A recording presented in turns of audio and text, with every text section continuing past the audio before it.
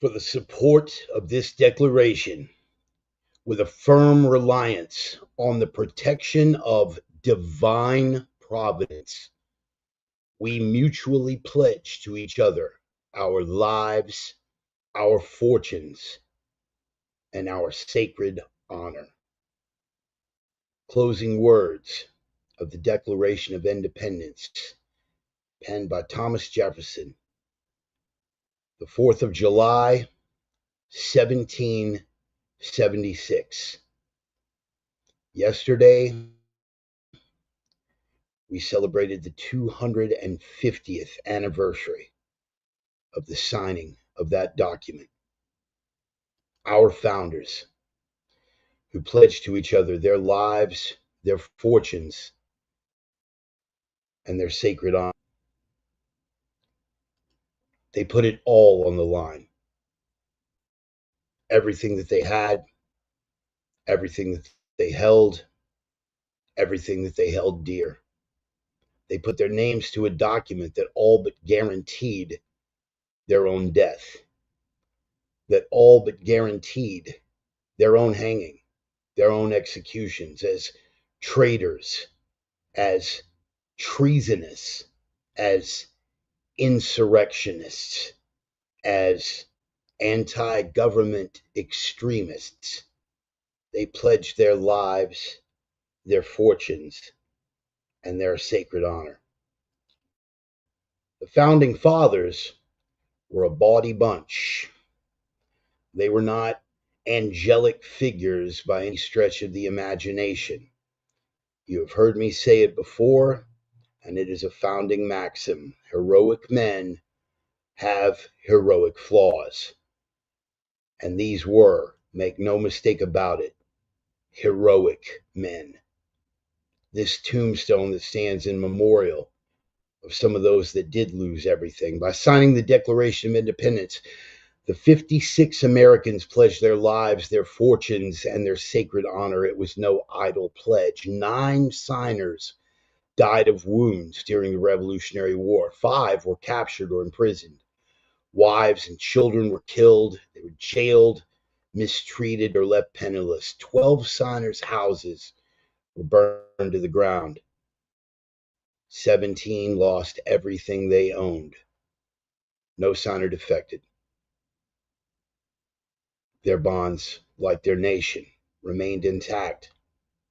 Remains intact, though perilously close to the edge to this very day. Almost a year earlier was the Battle of Bunker Hill. We remember that creed. Don't fire until you see the whites of their eyes. The British Army charged up Breed's Hill, only to be put back by a volley after volley of colonial militia gunfire. During the Revolutionary War, there were many, many moments of heroism. The father of our country, George Washington, crossing the Delaware on Christmas Eve to surprise the British and overwhelm their positions. The father of our country founded on Christian principles. A lot of people will try to tell you that it was anything of the sort. People are very fond of grabbing the idle, out of context quote that we were not a Christian nation. Quotes like these made all the more cringeworthy and all the more grating by the fact that I used to believe this stuff, that I've spewed it myself on countless occasions. The difference being that upon the presence of new information, upon the presence of overwhelming evidence, I find myself intellectually honest and capable of changing my mind. And I changed my mind before my return to the faith. That even when I was not walking as a Christian, I could not deny that this nation was founded on Christian principles. They'll try to tell you that the founders were not Christians, but the fact of the matter is, of the 56 men that pledged their lives, their fortunes, and their sacred honor, all were believers in Christ. This is the breakdown. Anglicans, 32. 12 Congregationalists, 9 Presbyterians, 1 Catholic, not to the papacy, I suppose, and 1 Quaker. Now, there was some overlap with deist Unitarian leanings, Jefferson and Franklin, but we're talking about their primary affiliations. These were their avowed notions. But again, ye are of your father, and your father's work you will do. What is Lucifer but the father of lies? People will use those deceptions to try to make you believe things that simply just aren't so in the greater analysis. They'll pull up quotes like this one. This is my favorite. The government of the United States is not in any sense founded on the Christian religion. They'll pull up that quote, but they won't give it the context that this was part of the Treaty of Tripoli. Our first headbutting session with Jihad Johnny, but we'll go into that a little bit later on in the program. They'll give you this quote from Washington, but they won't give you the following. Ones that leave nothing to the imagination. Now, George Washington had another famous quote that applies to our current situation. A pack of jackasses led by a lion is superior to a pack of lions led by a jackass. That's my nod to those who aren't very fond of the Mango Menace in his current incantation and incarnation, but we go on. The general hopes and trusts that every officer and man will endeavor to live and act as becomes a Christian soldier, defending the dearest rights and liberties of his country. No people can be bound to acknowledge the invisible hand which conducts the affairs of men more than the people of the United States. Every step seems to have been distinguished by some token of providential agency. And he was speaking of divine providence in that sense. Washington, in retrospect, looking back at all that had gone with a group of ragtag militia made up of farmers and petty landowners, homesteaders, were able to defeat what was at the time the most powerful military machine on the face of the earth. It was said at the time that the sun never set on the British Empire, and that included the American colonies. And yet, this ragtag collection of farmers and landowners, by divine providence, was able to put down the tyranny of the British. I go on with General Washington. We are persuaded that good Christians will always be good citizens, and that where righteousness prevails among individuals, the nation will be great and happy. Thus, while just government protects all in their religious rights, true religion affords to government its surest support. Why, it's almost if they knew that devout Christians were going to be the most faithful citizens and thus the most devout adherents to the founding principles of the nation, and leaving nothing to context or interpretation. It is impossible to rightly govern the world without God and Bible. What was that about deists? What was that about their questionable spiritual affiliation, their disregard for religion? They'll pull out this one from TJ after the naughty little bits of information about he and Miss Hemmings. Question with boldness even the existence of God, because if there be one, he must more approve of the homage of reason than that of blindfolded fear. Well, that's just speaking truth. What is not speaking truth is taking from that quote that Jefferson was somehow not an adherent or devotee of the Christian religion. But again, removing all of your petty arguments about context and interpretation. The reason that Christianity is the best friend of government is because Christianity is the only religion that changes the heart. John Adams, quite famously, we have no government armed in power capable of contending in human passions unbridled by morality and religion. Our Constitution was made only for a moral and religious people. It is wholly inadequate to the government of any other. As evidenced by our current state of affairs here in America, well, truer words were never spoken. Returning back to the father of our country, in spite of all of the deceptions, despite of all of the obfuscations, in spite of all the attempts at revisionist history to color the spiritual nature of our founders in a way contrary to what truth would dictate. George Washington said that truth will ultimately prevail where there is pains taken to bring it to light. And now, finally, at long last, people are taking those pains. We are witnessing a revival, not just of the faith, but of the patriotism that is rooted in that faith. You've heard me say it 1,000 times before. Fundamentally, people are suckers for the truth, and the truth is coming to light. Jefferson once said that if we are to guard against ignorance and remain free, it is the responsibility of every American to be informed. That would include properly informed and not deliberately misinformed.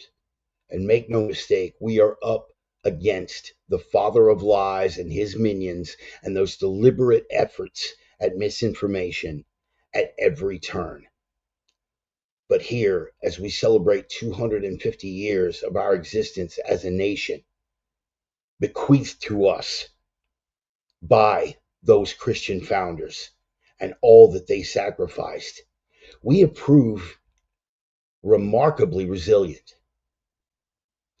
There's a lot of despair going around, too much despair to go around. Black pills to the left of me, black pills to the right of me, but I refuse to give in. Because upon reflection, we have survived far worse than this. We have survived previous civil wars, even as we stand on the precipice of the possibility of another one. We have survived great economic depressions. Within the span of 1 century, we saved our mother Europe not once, but twice in 2 separate world wars. The first one, the likes of which had never been seen on this planet. The horror and atrocity can't even begin to be adequately described or articulated. And then again, a second time within the span of 1 century, our country saving our mother continent, Europe. We survived that Second World War and everything that went along with it. We survived the civil unrest of the 1960s that looked to push us to the brink of another civil war and came out bruised, our heads bloody but unbowed. And now, as we once again stand on the precipice, we are up against odds that seem almost insurmountable. A political class within our own country that seeks its undoing. A political class that, while reveling in the rights that country bequeathed to us by our founders gives them, seek to undo it from the inside out.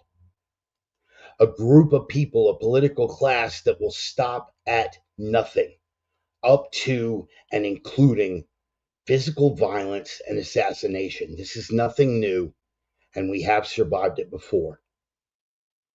The only thing that has changed is the intensity of the rhetoric, the intensity of the violence, and a media machine and propaganda apparatus that assures them of their own moral clarity.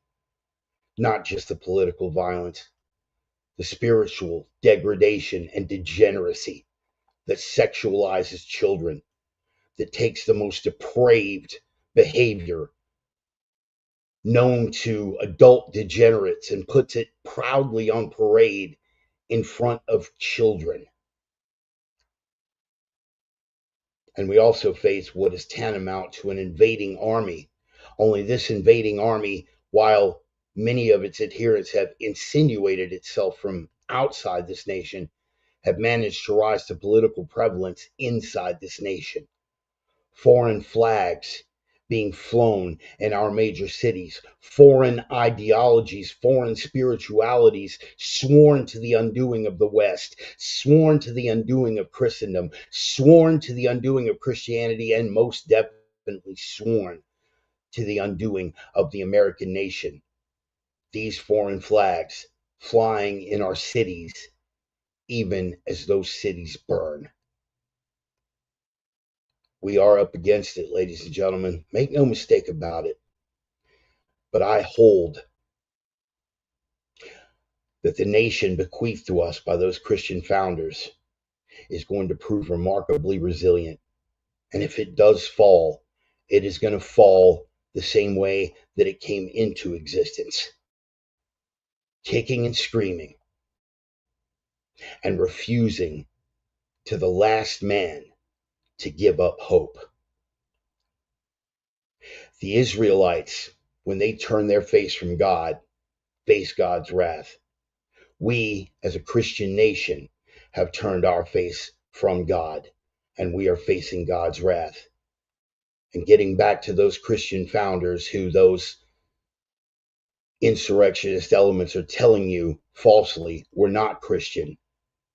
Well, TJ had this to say: I tremble for my country when I reflect that God is just, and his justice cannot sleep forever. I submit to you, my friends, my brothers and sisters in Christ, that justice is beginning to awake. But rather than give in to black-pilled despair, I will refer you once again to the father of our country, our best and brightest Christian founder. The thing that separates the American Christian from every other person on earth is the fact that he would rather die on his feet than live on his knees.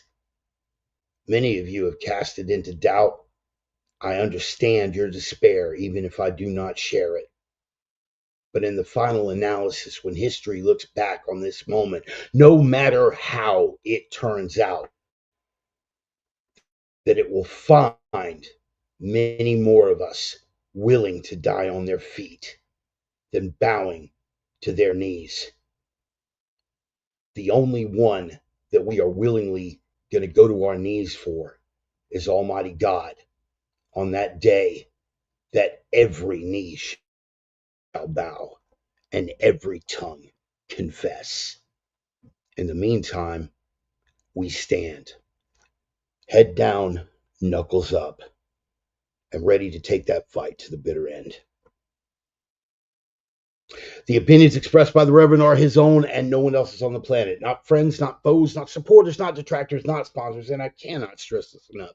Certainly not employers. That little warning was for the sake of you Doc Tappy Antifa maggots out there. You've tried and failed before. Feel free. I'm easy to find. In any case, the aforementioned opinions have been adjudicated thought crime in all jurisdictions. Consider yourself warned.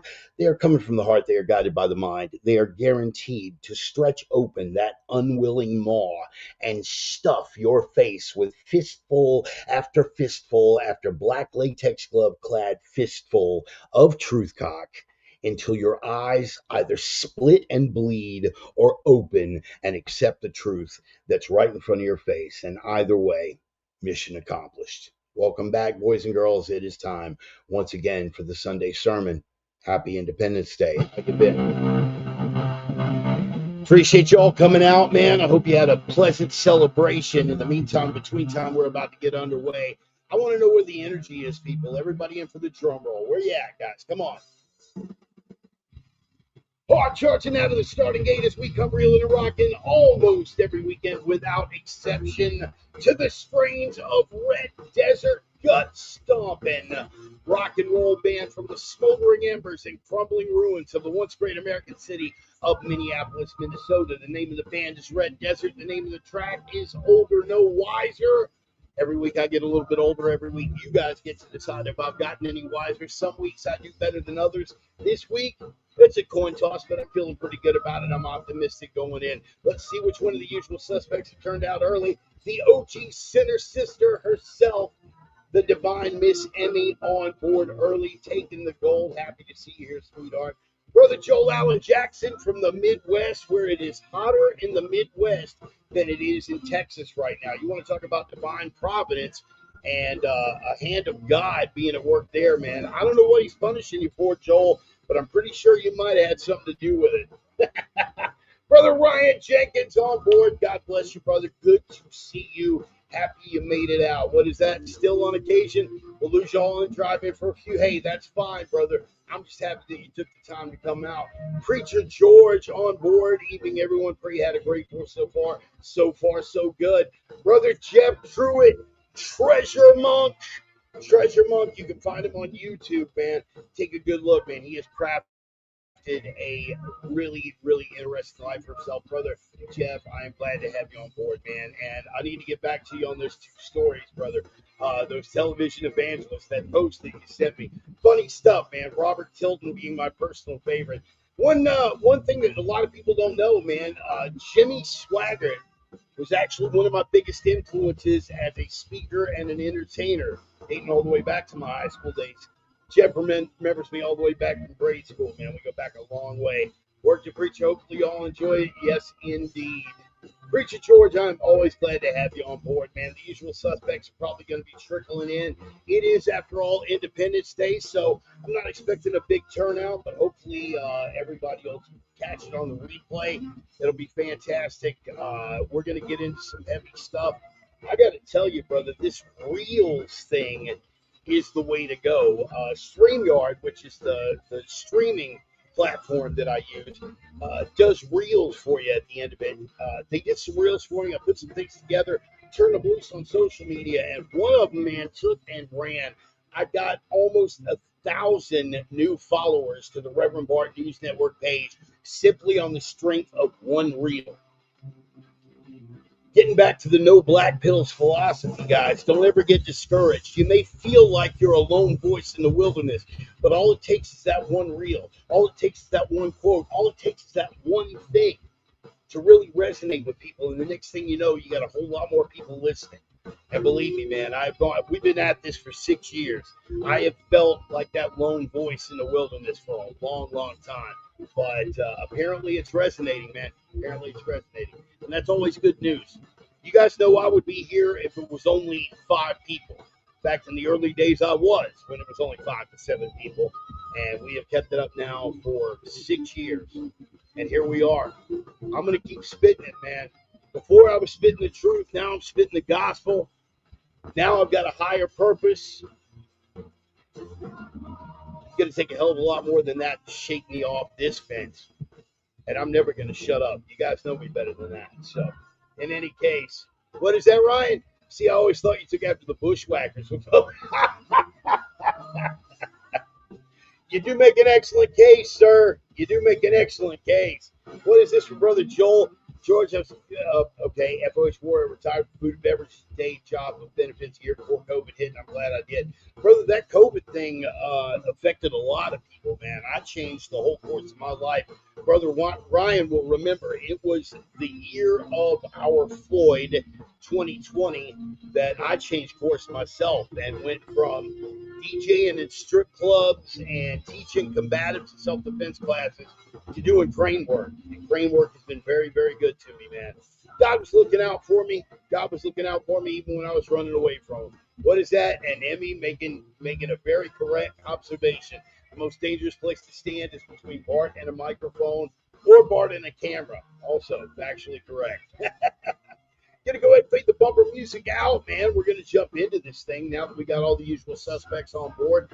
Hopefully, some of our new arrivals who've been checking me out on YouTube. By the way, guys, if you're here and you're watching, Take a minute and comment. Let me know what platform you're watching on. Currently, my primary formats are going to be the Reverend Bart News Network fan page on Facebook Live, and of course the Reverend Bart YouTube channel. Go ahead and fade out that bumper music right there. Once again, guys, the bumper music, Red Desert, little gut stomping rock and roll band from Minneapolis, Minnesota.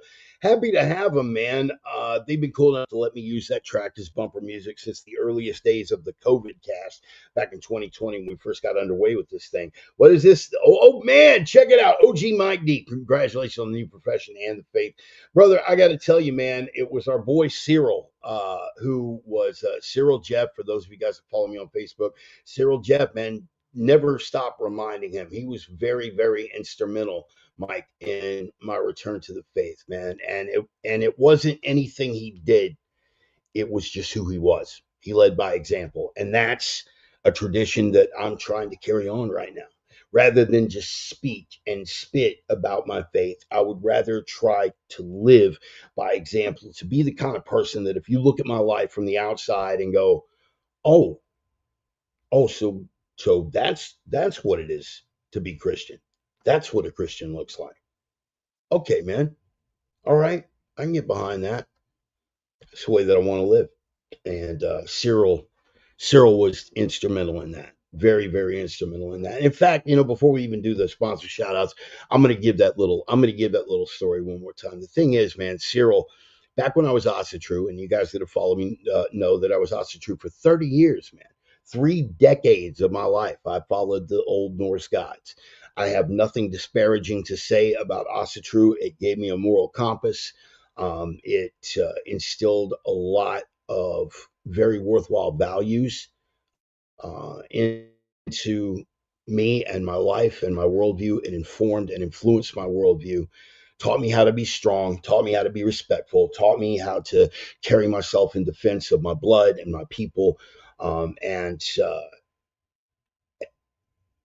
it helped me to be a better person. I won't even lie. And I have nothing disparaging to say about True. But while I was True, there was this fella, Cyril Jeff. And Bart, what is that, Mike? I apologize to my nephew all the time for the crazy stuff I brought him to and the things he saw hanging out with me. Yeah, brother, I believe that. I believe that because you and I are some high mileage units. The connection that you and I have, Mike, of course, is Steve. And anybody who ran with Steve, and Joel, who's on board right now, Mike, he also knew Steve. Anybody who ran with Steve, man, if those paths cross, that you were in some heavy stuff. Whether and some of it was dark, man, but some of it wasn't. Steve, God rest his soul, may he rest in peace. Um, yeah, if you ran with Steve, you've seen some stuff. In any case, man, Cyril, I would rag him. I was never disrespectful to the faith. I would never allow the Christian faith to be disrespected in my presence. But I would take my little jabs, man. Hey, man, no, I love you, Christians, man. You took all of our holidays. We love you, man. Little stuff like that. Nothing outright disrespectful. Cyril never blinked, man. Cyril never blinked. He would say, just as confidently as if he was saying the sun's going to rise in the east tomorrow morning. He would look at me and he would say, I will live to see the day that you testify for Christ, and it's going to be a beautiful day. Yeah, yeah, whatever, man. Yeah, well, you better hope you don't, man, because I can preach circles around your pastor, dude. So you better hope that I don't. That was our exchange. That was our dance. And I remember when we sat down. This is the early days of COVID. I was by that point I had moved from my wind farm in Nebraska, where Ryan brought me into the crane biz. I was working on a wind farm down in West Texas, and I was out near Cyril because he was living out in Midland at the time. I said, "Hey, man, I got Saturday off. Why don't we get together, man?" Yeah, cool. So we went out and we grabbed lunch, and I remember sitting there with Cyril and talking about it. This was, again, we're at that point probably about 6 to 8 months into the whole COVID lunacy. And he said, bro, if you would have told me even 10 years ago that there would come a day that a government, any government, would tell the Christian church that they couldn't have service on Easter Sunday and that half the church would listen, and take that order? And that really made me reflect, man. And that set off a whole other series of things that eventually wound up almost a year later, or a couple of years later, with a day of epiphany, where God put a situation in my face that I could not deny the power of and brought me home. And the carpenter was not nice to me, man. When he brought me home, the carpenter was not nice to me. You have not been punked until you have been punked by the Nazarene. Okay. Um, but he had to meet me where I was standing, and he had to lay it out for me in a way that my hard headed ass could not look away from. You know, for us hard headed types, God has a different way of communicating. For most people, the boss man can say, "Be still and know that I am God." For folks like me, for folks like OG Mike, God doesn't say, "Be still and know that I am God." God gives us a rap upside the head and goes, "Sit down, shut up, watch me work." And we smile and we nod and we say, "Yes, sir, Father. Thank you for your many blessings." That's what it is for a hard headed person to walk with God. If you're a hard headed person, I hope that one day you share that walk. I hope that one day the light of God's truth comes to you and you catch yourself a little bit further down the line, ranting and raving about something, and he smacks you in the back of the head and says, "Hey, sit down, shut up, and watch me work." And when you watch him work and you watch his blessings unveil themselves to you in a moment that you never thought would happen, in a way that you never thought would come about, I hope that you can look back at this and say, "Wow, man, the Rev was right. God does work in mysterious ways, and all things work together for good to them that love God." I hope that you get to experience it one day yourself. God bless you all regardless. In any case, guys, let me get the sponsor shout outs out of the way. Total Departure. I want to give a shout out first and foremost to Roman over at opiumtales.com. You can check him out at opiumtales.com. You can check him out at Opium Tales on Substack. And by the way, if you're not on Substack, you need to get on it. I remain neglectful of my Substack. I need to start putting out more content over there, but it's a fantastic platform. Yes, it's running into some growing pains right now, but it's still the best platform of its type out there. And you can find Roman over there. You can find him under Roman Riva on Amazon. Again, Opium Tales, they are the erotic pinups and portraits people, tastefully done watercolors, some nudes. We're looking at beautiful naked women, tastefully done. And we're looking at beautiful watercolor art and creativity. And we're looking at testosterone driven commentary. That's a Planet Bar trifecta as far as I'm concerned. Opium Tales, let alone the fact that Roman is one of my oldest and dearest friends. We go all the way back to 1988. Check him out, opiumtales.com, Opium Tales on Substack, and check out Roman Riva on Amazon. He's got Roman Freely, which is a collection of his watercolor work available on Amazon, and he's doing some short fiction work over there too. So take care of the people who are taking care of the program. Speaking of my Viking brothers, Casey and Dusty Tellerson over at Nordic Smoke Barbecue, the only legit barbecue in the Inland Northwest. Yeah, but what about sit down, shut up, you're wrong. They are the only legit barbecue in the Inland Northwest, period. The Viking Longship, their smoker trailer is out sailing the asphalt seas right now. They're doing parking lot setups. They're doing stuff for the Independence Day holiday. They do catering gigs, and they have smoked the Reverend Bart Bunker holiday turkey every year since 2014. Get with them, man. They are legit. Any of the guys over here in the comments who have sampled that product will vouch for it. That goes for Brother Dennis. That goes for Brother Sonny.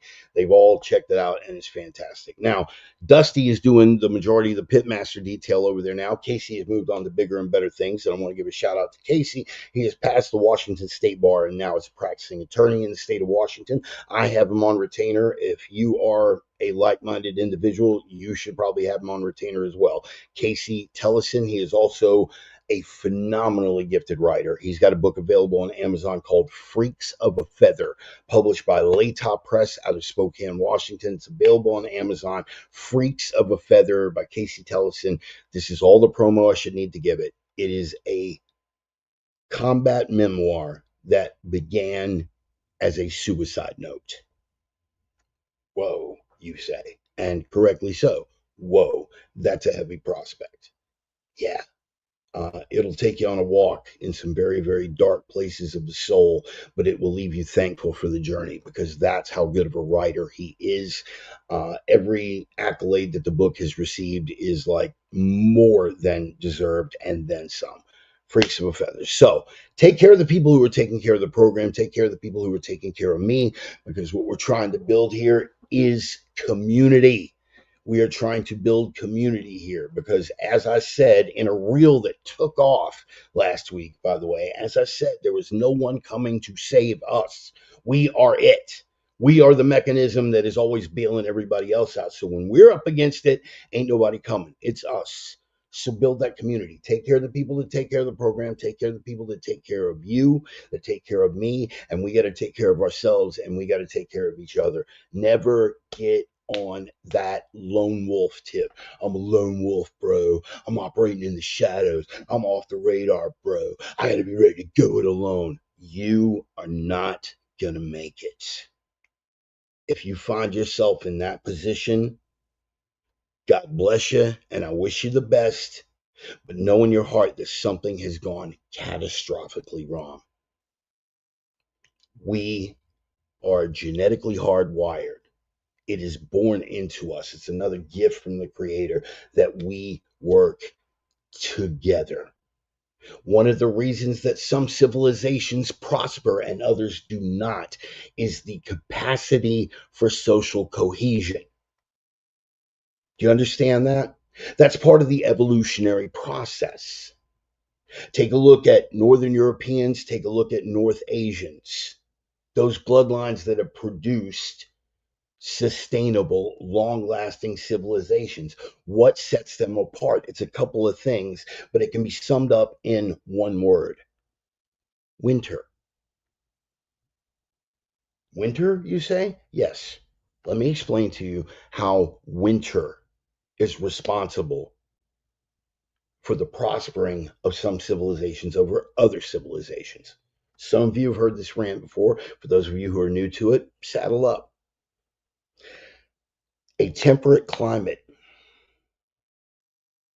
is what necessitated higher intellectual constructs because the sense of temporal disparity, that's my college word. I got like three of those. The sense of temporal disparity vis-a-vis actions versus consequences is what developed the higher intellectual construct. If you evolved in an equatorial climate, if you didn't pick the fruit off the tree today, well, it really doesn't matter because the fruit's going to be there tomorrow. If you didn't chase down the game animal today, it didn't matter because the game animal is going to be there tomorrow. You had your hot seasons and your less hot seasons. You had your monsoon seasons and your less monsoon seasons. But as a general rule, as long as the climate stayed stable, everything would be cool. If you didn't get the fruit today, the fruit would be there tomorrow. You really didn't have to think too far ahead. You didn't have to develop that sense of temporal disparity. However, if you lived in a climate like Mongolia, if you lived in a climate like the majority of China, if you lived in the Caucasus, if you lived in what is now Siberia and the stands up there, if you lived in Northern Europe, what you did or did not do today might affect whether or not you live or die 6 months from now when that long cold winter rolls in. You had to develop that sense of temporal disparity, actions versus consequences. But getting back to the original point, you had to develop better social cohesion and the capacity for community and social cohesion. Do you understand? Because no matter how tough you were, and believe me, your best example, the Russians, right? You were not going to survive. Any weakness in their bloodline died off generations ago because you were not going to survive a Russian winter on nothing but cold beet soup and vodka, no matter how tough you were without other people. You had to develop that sense of social cohesion. You had to develop the capacity to build community. All of these things came about as a result of winter. Isn't that amazing? Isn't that an amazing peek into God's plan and the way He puts things together in the long term? That a difference in climate shaped a difference in people, shaped a difference in culture, shaped a difference in history. We think in terms of 2 days from now. God plays the long game. Ponder that. So, if you wonder why Europeans created Western civilization, if you wonder why we were able to, in spite of doing our best to kill each other off for millennia, that we were still able to come together and build the greatest civilization the world has ever known, that we were able to come together and build God's highest expression on the face of the planet. If you want to know how our chief rivals, the Chinese, developed their capacity for community and cohesion and thinking ahead and temporal disparity, actions versus consequences, and build the beautiful, prosperous civilization that they have, look no further than the word winter. That's where it all began. Crazy, isn't it? It ain't crazy. It's God's design. That's boss man looking out. That's the way he works. That is the greatness of God. Now, while we're on God, oh, hey, Tracy, man, I'm glad you showed up, brother. I just looked over there and saw you. Great point. Never thought of it that way. Yeah, brother. Yeah, yeah. It's most people don't. Most people, why would they? Honestly, why would most people have cause to reflect like that?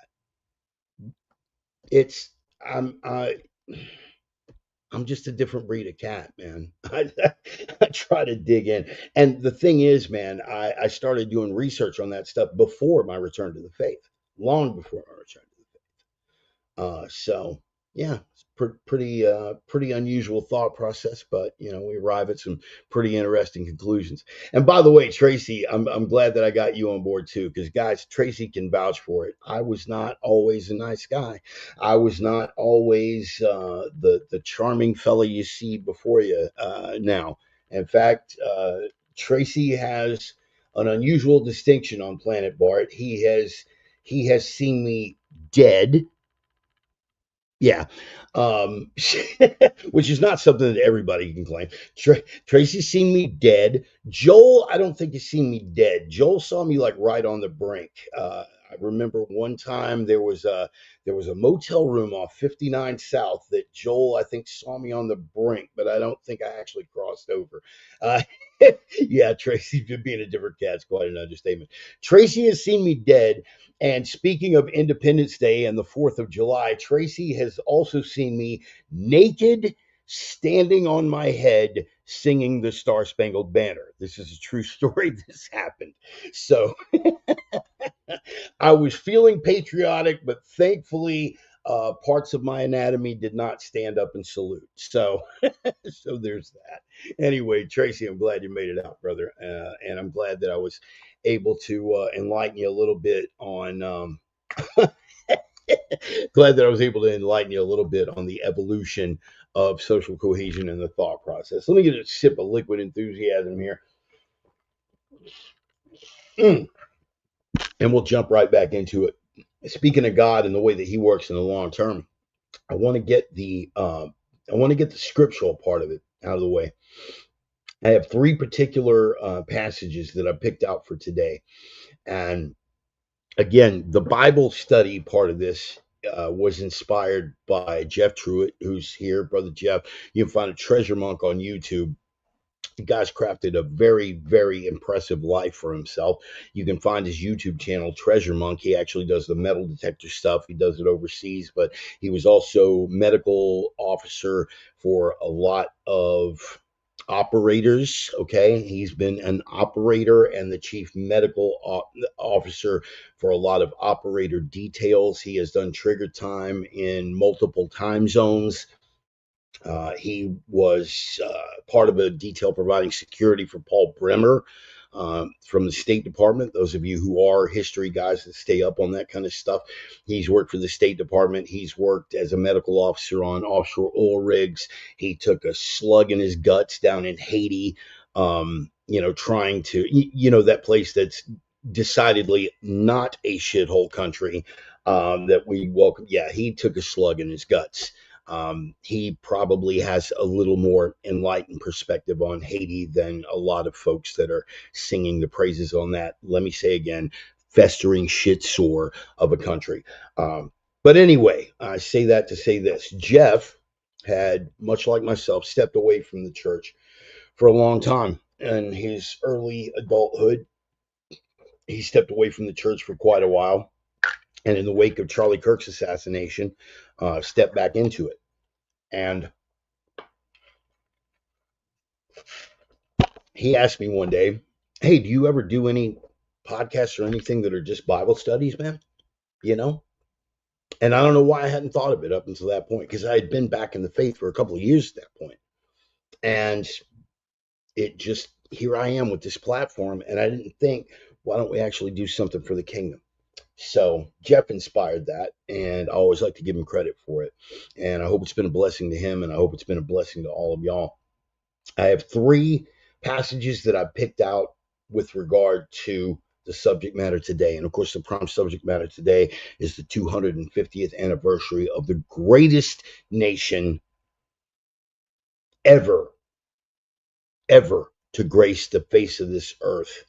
A nation put together by Christian founders, literally inspired and protected by Almighty God. By any reasonable definition, the greatest nation on the face of the earth, and that is the United States, celebrating its 250th anniversary of the signing of the Declaration of Independence as of yesterday. Just three that I'm going to drop on you. No particular context, no particular rhyme, reason, rhythm, or order, but just three that I felt were important to the subject matter. The first is from the book of Proverbs, chapter 14, verse 34. Righteousness exalteth a nation, but sin is a reproach to any people. Righteousness exalteth a nation. When we walk in the path of righteousness, and for those of you who aren't in the faith, okay, let's put let's let's put our important book off to the side for a second. We'll just lay that off to the side and we'll just act like that never happened, okay? Leaving the Bible aside, leaving the faith aside. Righteousness. What is righteousness? Righteousness from the Asatru path would be standing for the nine noble virtues, would it not? We know what righteousness is. Righteousness is in the code of chivalry. Righteousness is in the moral code of every Western culture and most Asian cultures, protecting the weak, standing for what is right, speaking the truth, helping those who are in need, fighting things that are objectively evil, protecting the kids, protecting the weak, protecting the elderly, helping out people who can't help themselves. Righteousness. These are things, you guys remember the end of Boondock Saints where they're in the courtroom and he's waving the guns around? These are simple things which every man of every faith can easily embrace. And it's true. Okay? Righteousness exalteth a nation. When a nation is behaving in a righteous fashion, they are going to stand strong. They are going to stand the test of time. They are going to be able to stand in the face of adversaries that seek to undermine them. No nation has better exemplified that than America. We have stood against unrighteousness in other countries. We have been misled into getting involved in unrighteous causes and backing unrighteous actors. And we have suffered the consequences of that. But when we truly stand for righteousness, we stand together as a nation, and we are a beacon of righteousness when we are on point for the entire world to see. We are that shining city on the hill when we are standing in righteousness. Proverbs chapter 14, verse 34. I'm going to pull, you know what? I'm going to pull the other one from Proverbs first. I'm going to pull that one first. When the righteous are in, there we go. When the righteous are in authority, the people rejoice. But when the wicked beareth rule, the people mourn. Self-explanatory, isn't it? We can stand in righteousness only when we are led by righteous men. And that's few and far between. Few and far between.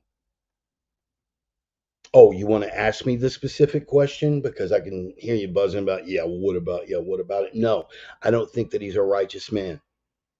Not by a damn sight. I'm not even going to do but he's better than. I'm not. Okay? We are not being led by righteous men. There are righteous men in leadership right now. There are folks that I see on C-SPAN that I can get behind. There are people in government and in leadership that are righteous men, but we are not, on the whole, led by righteous men. And what does that say? Proverbs, what does it say? Chapter 29, verse 2. When the righteous are in authority, the people rejoice. But when the wicked beareth rule, the people mourn. Now, I don't think our current guy rises to the level of wicked. I think he is being steered by folks who are wicked. And I think as a result, he has gotten us involved in some wickedness that we had no justification to be involved with. That's a subject for another day. Let's just talk about the verse itself. When the righteous are running the show, the people rejoice. When wicked people are in control, people mourn.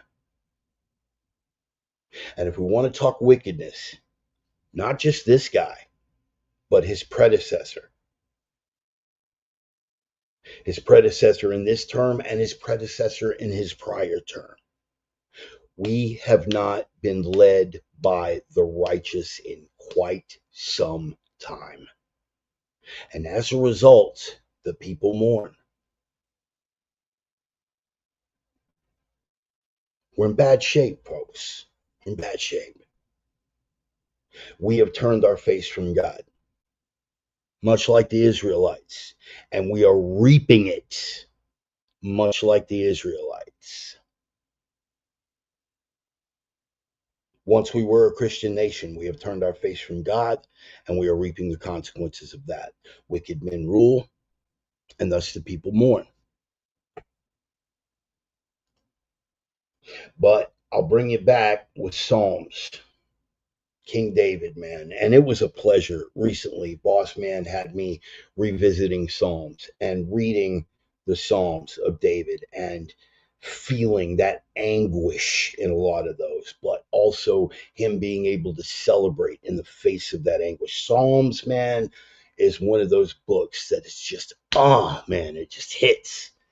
Blessed is the nation whose God is the Lord, and the people whom he hath chosen for his own inheritance. Blessed is the nation whose God is the Lord, and the people whom he hath chosen for his own inheritance. Some of you are screaming about separation of church and state. Some of you are screaming about theocracy. Some of you are screaming about this and screaming about that. And yet none of those people who are shrieking right now seem to have any problem with theocracy as exercised by malicious actors. In fact, you exonerate, exalt, excuse.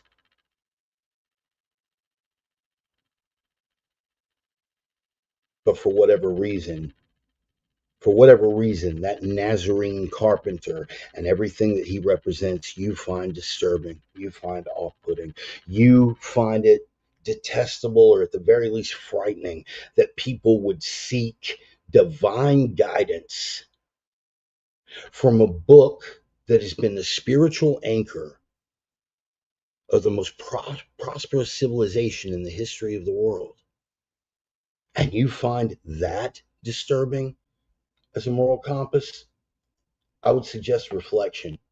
Blessed is the nation whose God is the Lord, and the people whom he hath chosen for his own inheritance. When we turn our face towards God,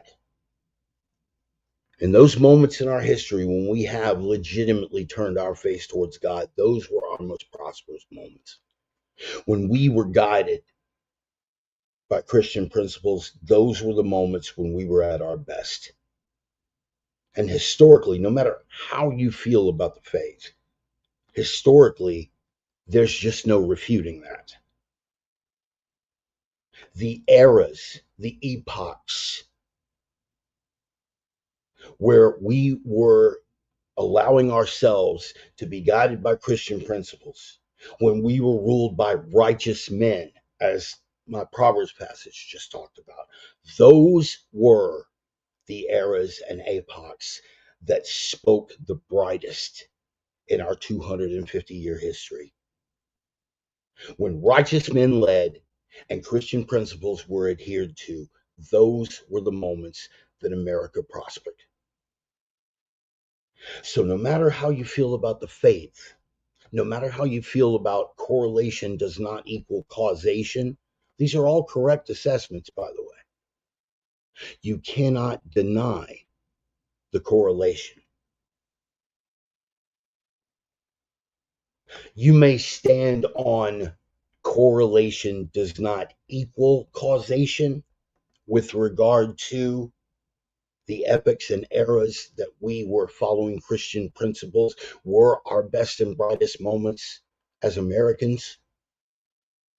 You can adhere to correlation does not equal causation, but you cannot deny the correlation. Live with that. That's what I'll offer you, man. That's what I will offer you.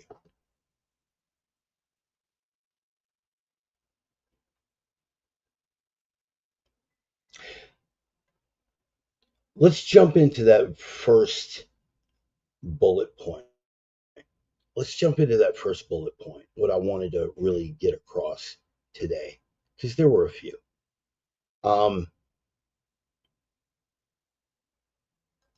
Reflecting on the 250th from my views on the 200th.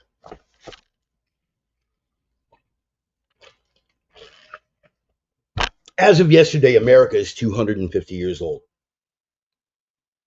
If we are measuring as we should, from the Declaration of Independence being the mark of America's official birth.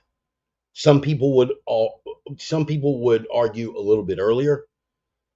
Some people would argue April the 19th, 1775, Lexington Green and Concord Bridge, when the first shots of the American Revolution were fired. Some people would go back a few years before that to the Boston Massacre. Some people sticking with 1775 would say that Bunker Hill. But as far as the agreed upon birth of this nation, July the 4th of 1776, when 56 men, our founding fathers, sat down in Philadelphia, Pennsylvania, and signed this Declaration of Independence, penned by TJ, Thomas Jefferson, the most articulate of the founders, the wordsmith of the founders. The founders were great thinkers. They had fantastic ideas, but they needed a way to articulate it. TJ was the guy. They're like, look, Tommy, what we want is, and they'd lay it out, and TJ would be like, okay, I can put this together in a way that's clear and concise. And he'd draft it, he'd give it back to him, he'd be like, a little more, a little less. He crafted the Declaration of Independence. When in the course of human events it becomes necessary, one group of people separate themselves, and again, that they declare their intent, the causes that have driven him to this. We're going to get into all that here in a minute. July the 4th of 1776. Why is that date important? Because that is what provides the historical context for everything that goes before or after when these people try to paint their particular picture. Folks like the 1619 Project. Straight up revisionist history. Straight up revisionist history.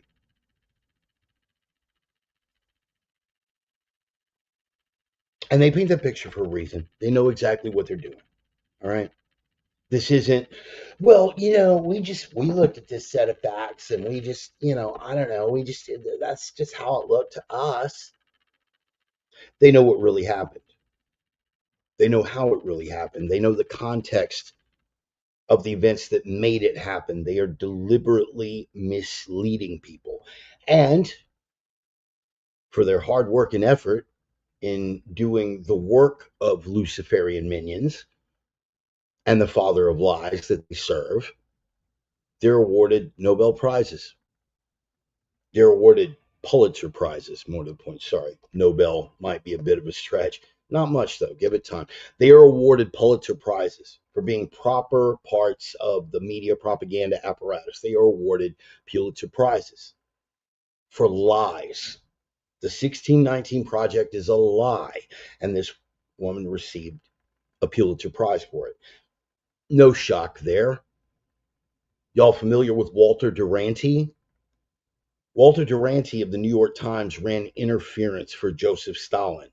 He was hosted by Stalin. He knew about the Holodomor famine. He knew about all the horrible things that Stalin was doing with the purges, and yet he deliberately lied and said that communism was was our future, and it was a bright and wonderful future that everybody should look forward to. And he was also gifted the Pulitzer Prize.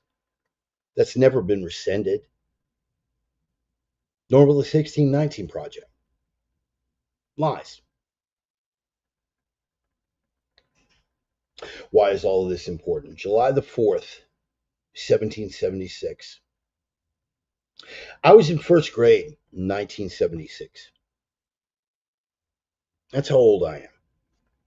I remember when the bicentennial came around. That was America's 200th.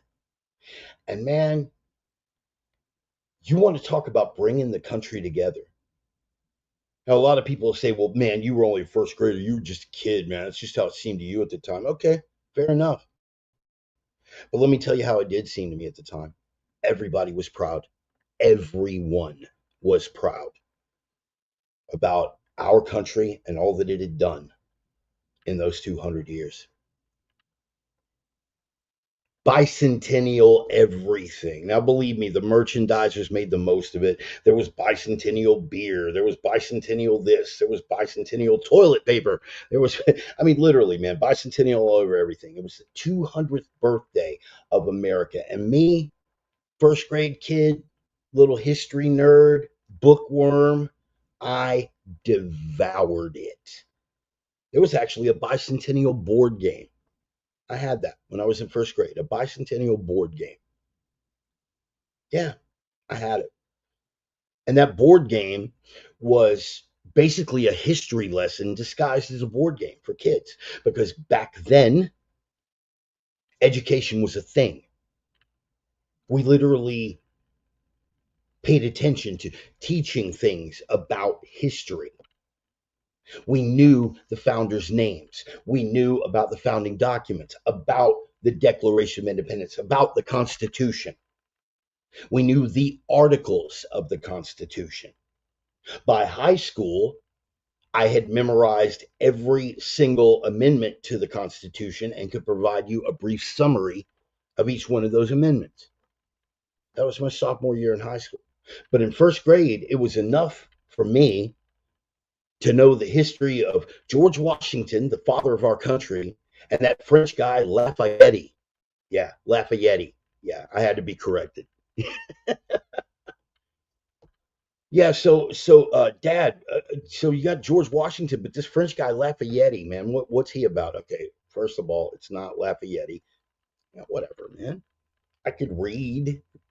I'd been reading since I was 3.5, but I just didn't understand that Lafayette, the Marquis de Lafayette. I didn't get it. I had to have that explained to me. The important part is I knew the facts, I knew the dates, I knew the important events, I knew about Lexington Green, where a bunch of farmers gathered together. I knew about Lexington Green, where a bunch of farmers gathered together to face down the British, and that the British mauled them, shot a lot of them dead right there on Lexington Green, and they backpedaled all the way back to Concord Bridge. And the British chased them. And at Concord Bridge, the reinforcements showed up and they pushed them all the way back to Boston Harbor, leaving a trail of red coated bodies in their wake.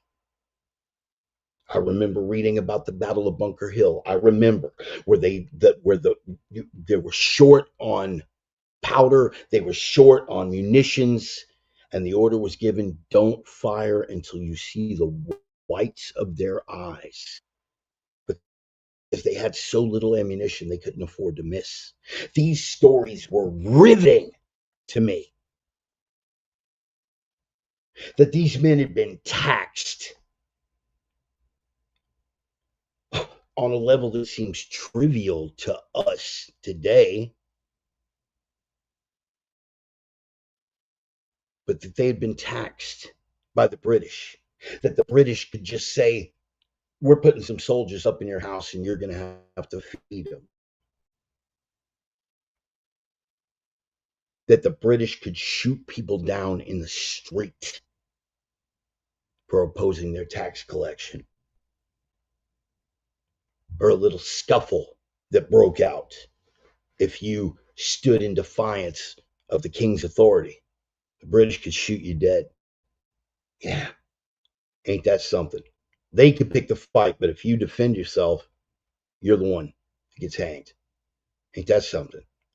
Any of that sound vaguely familiar right now? I am going to be drawing the parallels as we go on. Stay with me. Here's what's even more interesting. You've heard me bring this up before. John Adams, second president of the United States. Long before John Adams became the second president of the United States, before he was even a signer on the Declaration, he was the legal defense for the British soldiers who shot down American colonists in the Boston Massacre. Did y'all know that? Do y'all care? Probably not. But I'm going to throw it out anyway. It's important to me. This is my pro sports, man.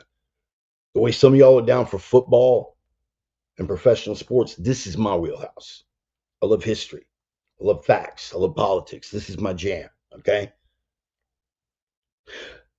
The colonists wanted to hang those British soldiers like immediately, without trial. And who could blame them? John Adams, this is the kind of principled man that you're dealing with.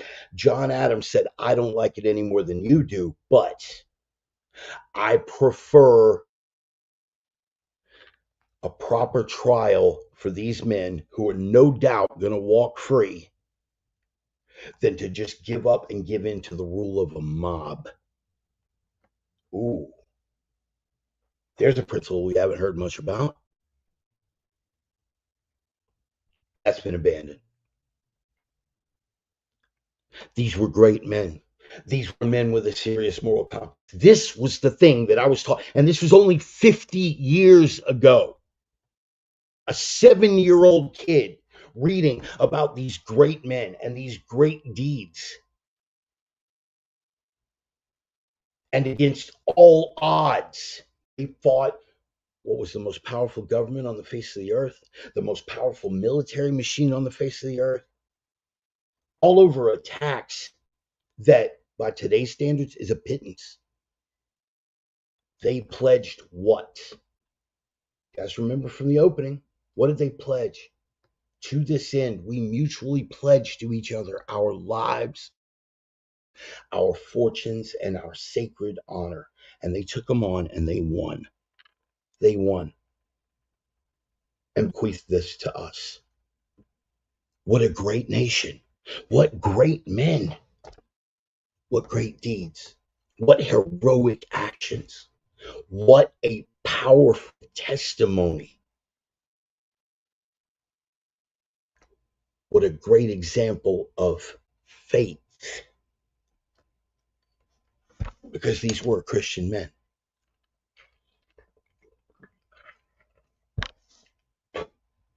White Christian European men. And a few freed black men as well. A fellow by the name of Crispus Attucks. Look him up. Shot and killed in the Boston Massacre. Slaves that fought on behalf of the colonists that owned them. My God. That couldn't be. It is. It was.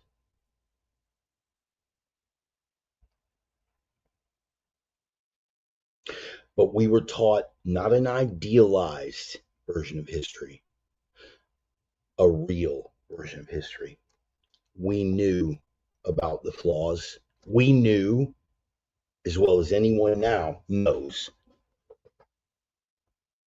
that these men were slave owners. We knew.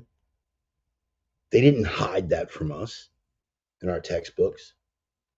They just gave it the proper context that these were also the men who reluctantly, because Southern colonists, they needed the adhesion, they needed the votes, basically. They needed the votes and the manpower of those Southern colonies to get Britain off our backs. And less than 100 years later, we fought a war amongst ourselves to eliminate slavery. We were taught all of these things. We knew it. We were not presented a sanitized or idealized version of the founders or of what they did or of who they were.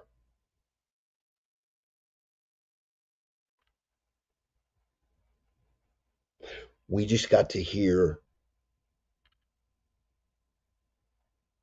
about the bravery and heroism and sacrifice and principle of these founders,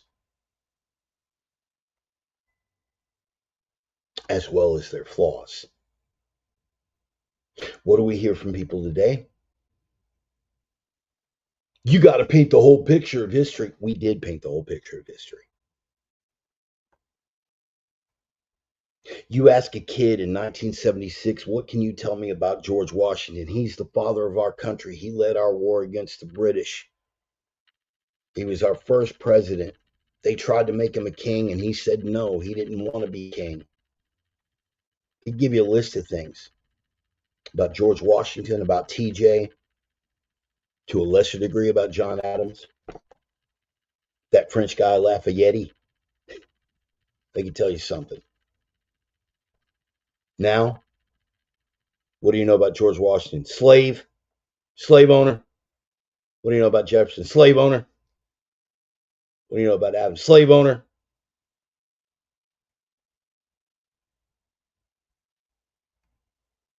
Okay, but what about, no, doesn't matter, slave owner. Yeah, but the representative no, slave owner, bad white guy.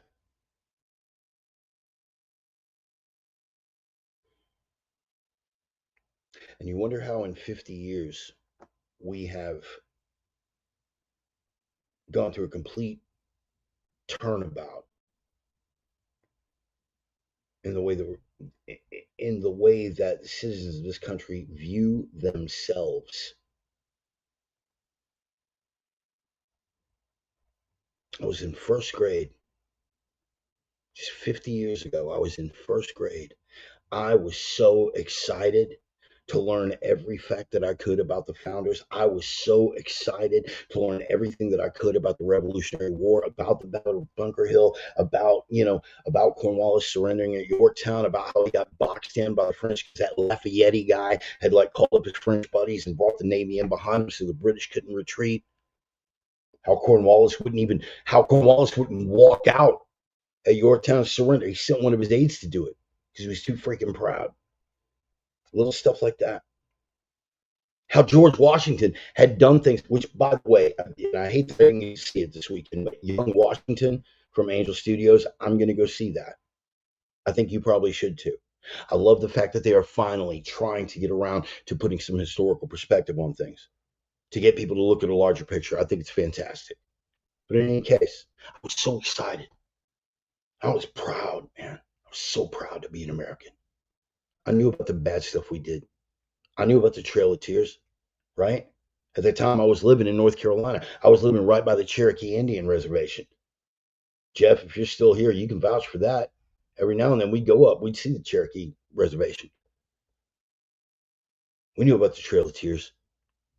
We knew about all the horrible stuff that gone on. Nobody hid anything from us about slavery. We knew that all of the founders were slave owners, or the majority of them were slave owners. We knew that. Nobody hid anything. But it was contextualized. It was within the context of a greater thing. And we were proud because we realized that in spite of any of the things that had happened, we were bequeathed a level of freedom, comfort, and luxury that the rest of the world would never know. And in 50 years, 50 years, it's not even a lifetime, man. You look at a picture of me from that 7-year-old Bart. I might pull that up here in a minute. Probably not. 50 years. In 50 years, they have gotten things completely turned around. In the way that Americans look at themselves. I want you to take a look at this. This is CNN, by the way. All right? CNN.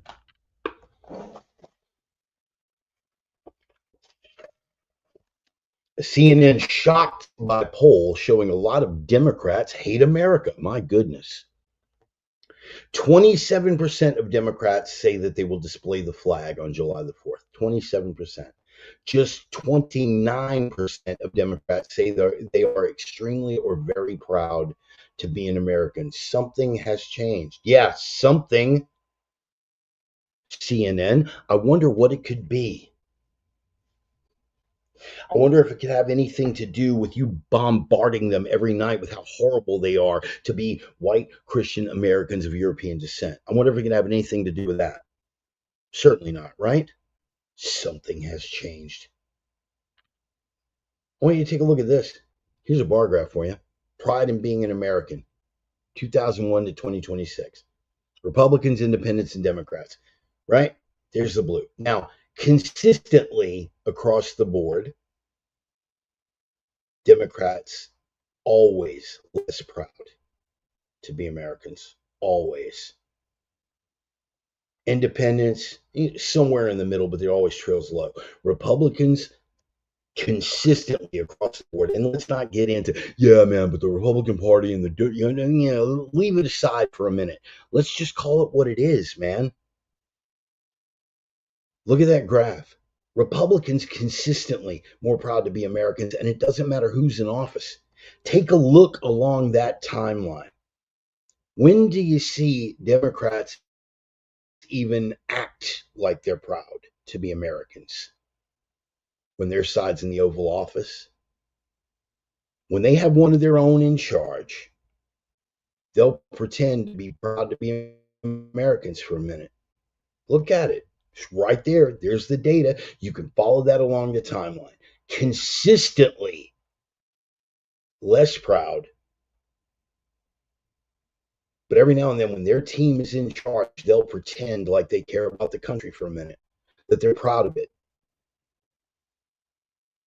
Republicans, look at that same timeline. Still across the board, man. Even through the Obama years, it's like a slight, slow decline, but it's still more proud to be an American than the Democrats were. And then you look at 2016. Look at 2016. There's not a spike in Republican pride in 2016. There's a slight elevation, and for the Democrats, it plummets. Do you understand what's going on here ideologically? Do you understand what's going on here ideologically? And look at the end of that. That is a Gallup poll, by the way. So 2026, between 24 and 26. Look at that. It picked right back up for Republicans in 24. There was a big spike and a big corresponding dip for the Democrats. And now everything's on the decline. Why? Because that top red bar, even the Republicans are losing their taste for the Mango Menace. Do you see what's going on here? Does this track with y'all? Any of it? Any of these things track with y'all? In spite of the fact, again, it's another one, pride in being American by party, another Gallup poll. 70% of Republicans compared to 14% of Democrats. 1,001 U.S. adults conducted June 1st through the 15th. Margin of error plus or minus 4 points. Look at this, man. Look at this. The propaganda is effective, dude. People who say they are extremely or very proud to be an American, again, look at the timeline, look at the party. Consistent results, time after time after time. They know exactly what's going on. Partisans, extreme pride in being American. Yeah, there's only so many ways you can say it. It tracks. We don't know. Here's what's important. The actual differences, right? The actual differences, and damn it, why did that not pull up? Because there was an article in Politico. Oh, damn it. I missed that during show prep because I had a handy dandy little checklist of factoids for you. Since 1976, in that 50-year span, every measurable metric showed improvement for all of the grievances that Democrats use to justify their hatred of America, their lack of pride in America. Every single one of those metrics. More women graduate college than men. More blacks are in college than have ever been. More blacks in the workforce. Record low black unemployment. Every civil rights metric tracks up in the last 50 years. And yet, the pride in being an American for Democrats and leftists continues to track down. It's almost as if there's no connection between the actual reality on the ground and their perception of how everything is going. And if there is no connection between their perception and the tangible, measurable reality, then one has to ask oneself the question, why? The only common denominator is the propaganda machine. The only common denominator is media, academia, entertainment, and cultural forces deliberately skewing the perception. And when those forces deliberately skew the perception, perception is 9/10 of what? Reality. So when their perception has been skewed by this incessant anti-American propaganda, then their reality in their heart of hearts begins to reflect that, and they act and respond accordingly.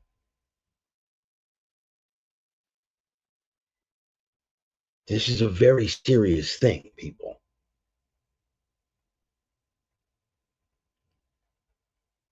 When you have a measurable portion of the electorate that large, that is consequential. As we went over last week, when you have a percentage of the electorate convinced of things that are not true, that is consequential, particularly when they're willing to act on it.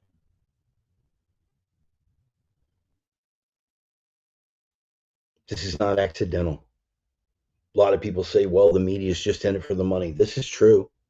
This is true.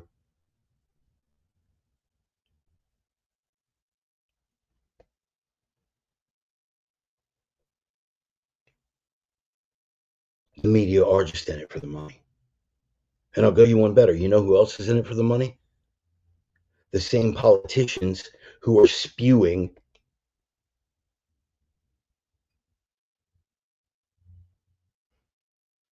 through this media apparatus. If you think I'm going to give Republicans a pass here, you're sadly mistaken. You're sadly mistaken. They have done nothing to correct the situation. Nothing at all to correct the situation. Why don't you try explaining to me how you can have control of both houses of Congress and the Oval Office and a prevalence of your ideology comprising the Supreme Court, and you can't get the things done that you know need to be done? I'll give the Mango Menace his props for shutting down the southern border. Congratulations. The SAVE Act and voter ID, proof of citizenship before being able to vote, is supported by 67% of Democrats. And yet, you have Republicans in control of both houses of Congress and the Oval Office who can't pass the SAVE Act. The American people want mass deportations, particularly of immigrants from hostile countries and hostile cultures, like Muslims. They want them gone. They want the revocation of temporary protected status, and they want those people who were temporarily protected to be quite not so temporarily assholed back to the festering shit sores that they emanated out of. Haitians, I'm looking at you. Somalians, I'm looking at you. And yet they're Republicans. With a majority of justices on the Supreme Court, and we're going to get into the birthright citizenship thing in a minute. Republicans have a majority of justices on the Supreme Court. They have both houses of Congress, and they have the Oval Office. And yet,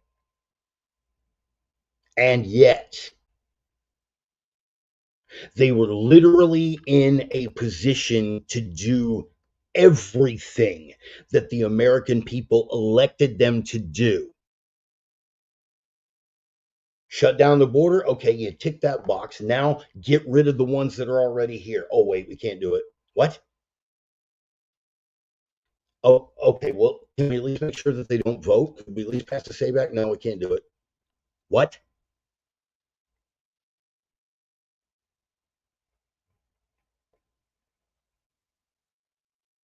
Just because the Democrats are the cause of 90% of your political difficulty does not, by extension, necessitate that Republicans are the solution.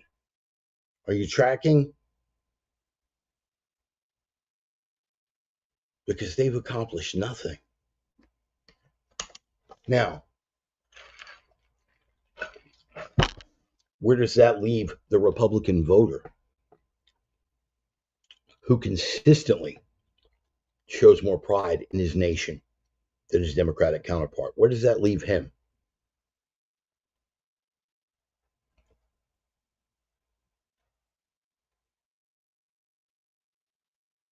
I have watched over the last 50 years the things that have put this nation into decline. The influx of the third world, chief among them.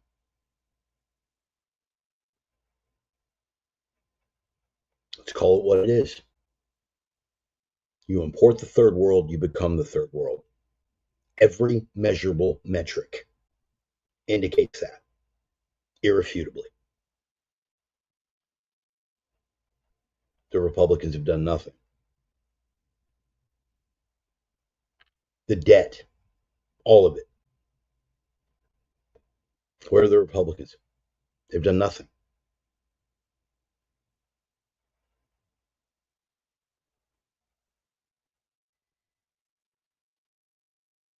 Every electoral cycle, we get to watch the Democrats jump in with a rip saw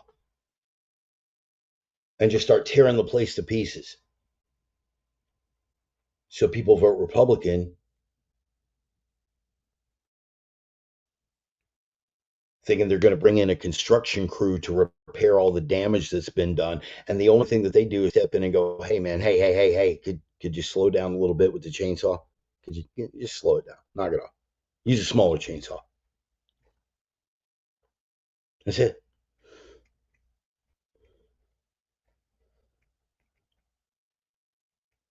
No one's proud of being, there's no innate pride in being an American anymore. I hate to say it, but to a greater or lesser degree, that's understandable because no one in supposed leadership has given us anything to be proud of. We had a moment from 2016 to 2020 where it looked like there might have been. We had a moment again briefly in 2024. Credit where credit is due. He shut down the border. Great. Fantastic on that. More power to him. Congratulations. And then promptly betrayed every other thing that the people voted him in to do. But this is all about politics. It's all about politics. Politicians come and go. Nations rise and fall on what these temporary custodians do with the nation when it's in their care. And for 50 years, I have watched my own personal, political, and social opinions, all of that side. I have watched for the last 50 years this slow and seemingly incessant decline.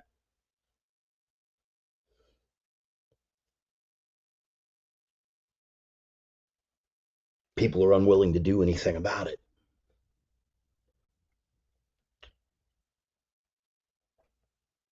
When did it become cool to piss on your country? When did that become cool?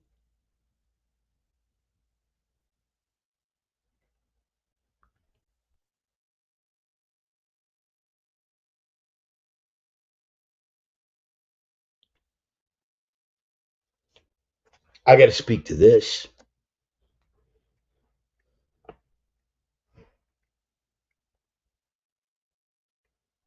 The lies, the things that we've been sold over the last 50 years have systematically chipped away and undermined Americans' confidence in their own cultural founding, have eroded our confidence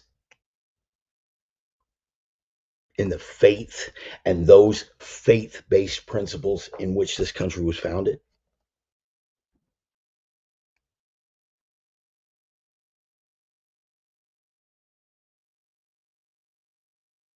The prevalence and ubiquity, that's my college word. I got like three of those. The prevalence and ubiquity of outright falsehoods, the social, cultural, and media pressure against having any sort of pride in your nation have overwhelmed even otherwise intelligent people. You understand that?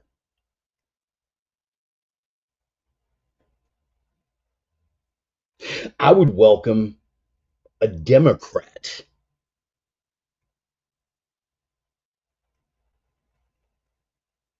who said that they're proud of their country and the things that it was founded on.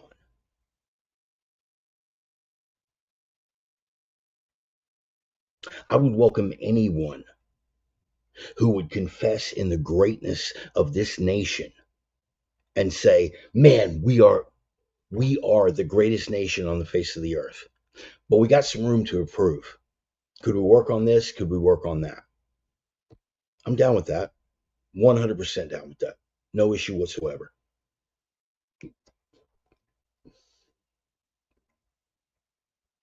We don't have that. Even the ones who hate it the most refuse to leave. They revel in everything that it's given them.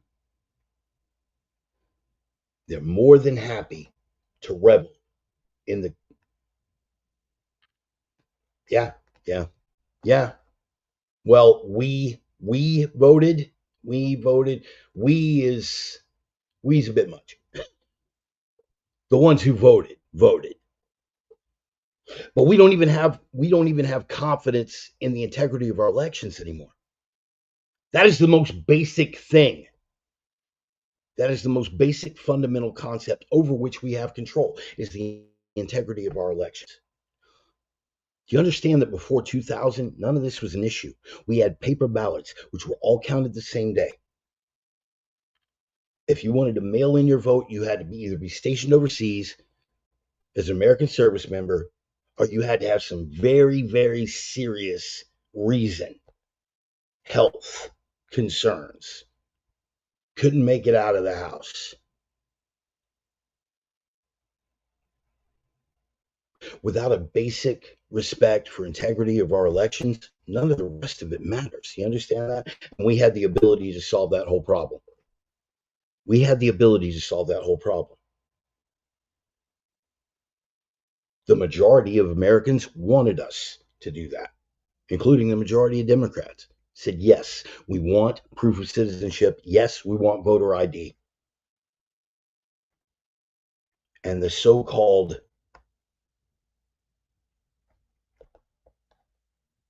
Protect America crowd, with control of both houses of Congress and the Oval Office, refused to pass the SAVE Act.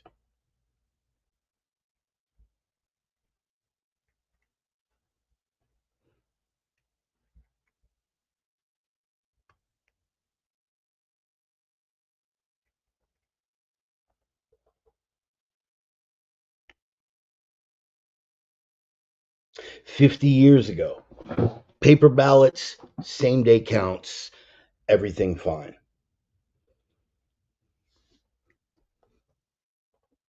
Now we've got polling machines. It takes days.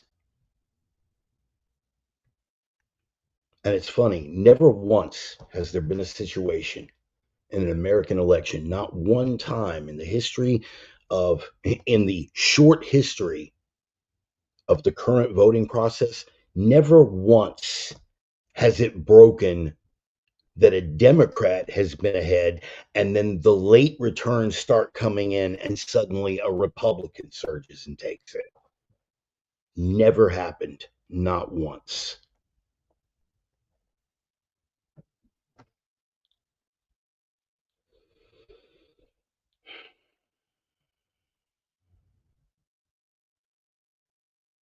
I never wanted to be that old guy who looked back and said, you know what, man, it's, it just doesn't make sense anymore. These kids today don't know nothing about nothing. Nothing is the same. It was better back in the old days. I never wanted to be that guy, but here I am. Here I am. Things were measurably better in the metrics that mattered when people had pride in their country. Things were measurably better in all the ways that mattered when we were properly educated on the founders and what they bequeathed to us. Things were measurably better when we did have an understanding of our own history, a realistic understanding of our own history.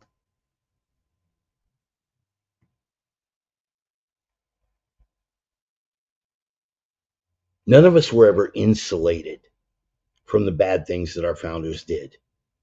There is not one of us that somehow wasn't told that the founding fathers were slave owners. That didn't happen, Sparky. We've always known that.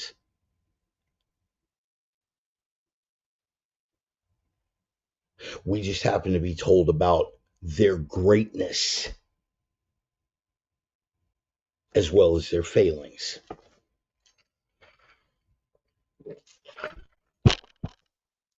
And now, for the last 50 years, we have been told about nothing but their failings, and we wonder why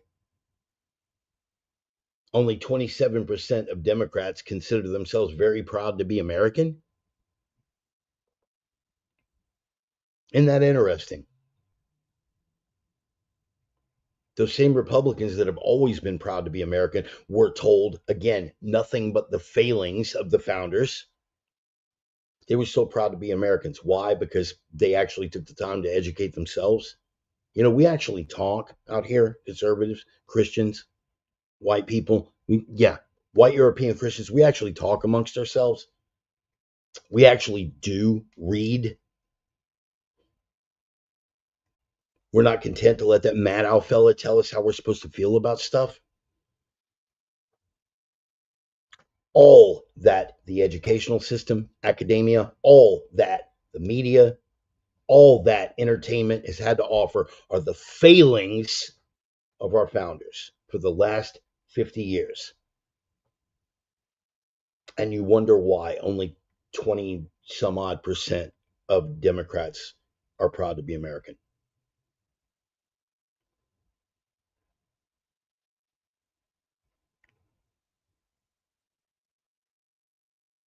For all the filth that spews out of your mouths about what a horrible place this is, about all the atrocities, about the land that was stolen from the noble indigenous First Nations peoples, and the land was stolen. It was all peace pipes and buffalo hunts until evil Whitey showed up. For all of your poison about those savage, dead old white men that were slave owners and all the horrible things they did. For all your poison about how we've done nothing but exploit, for all your poison about how we brought nothing but ill and evil to the world, for all your poison about how Christianity is the most oppressive system of religious atrocity ever to grace the face of the earth and must be eradicated, for all of your poison and your vicious, savage slanders and defamation. In spite of all of that, the nation that you spend so much time slagging is still the one nation on earth that everyone else wants to live in. People die crossing oceans to get here. That's how horrible we are as a nation. People die crossing deserts to break in. That's how horrible we are. People from third world festering shit sores abandon their places of domicile and risk their lives to get here to reap the benefits of this racist, horrible place.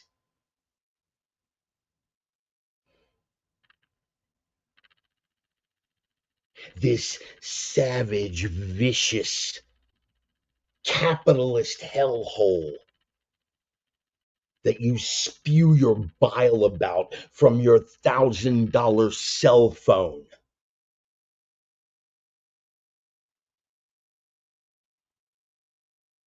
This place that does nothing for the downtrodden and yet has a perpetual welfare state that costs us literally billions of dollars every single year. This nation that hates black people and yet elected one to the presidency not once but twice. This horrible place with no redeeming characteristics whatsoever is the shining city on the hill that every other place in the world envies. They hate us till they need us.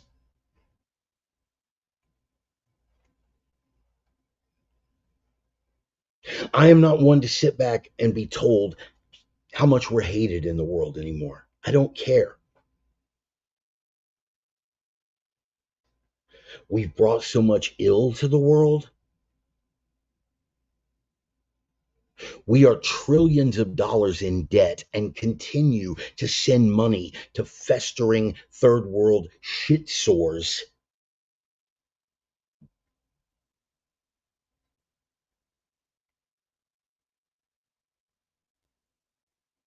We're hated by the rest of the world. Good. Call someone else the next time another superpower invades a smaller nation. We're hated around the world. Cool. Next time Putin walks into Ukraine, call someone else. We're hated around the world. Cool. Next time there's a disease epidemic in Africa, call someone else. We're hated around the world. Cool. Next time there's a famine, call someone else. We're hated around the world. Cool. Next time there's a natural disaster, an earthquake that rattles an entire continent, call someone else.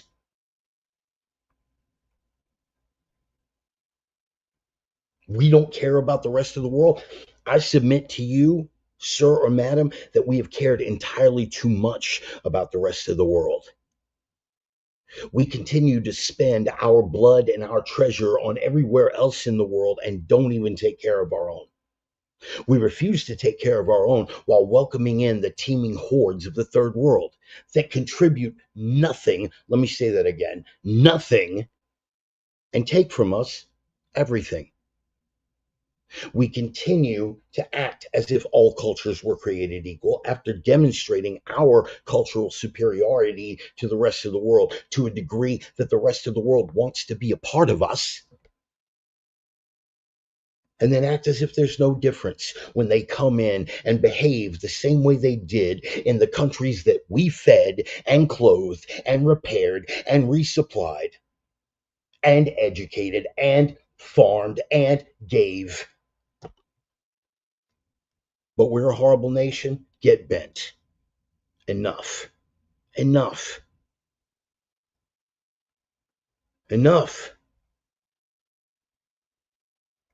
In spite of all the malfeasance, in spite of all the malfeasance,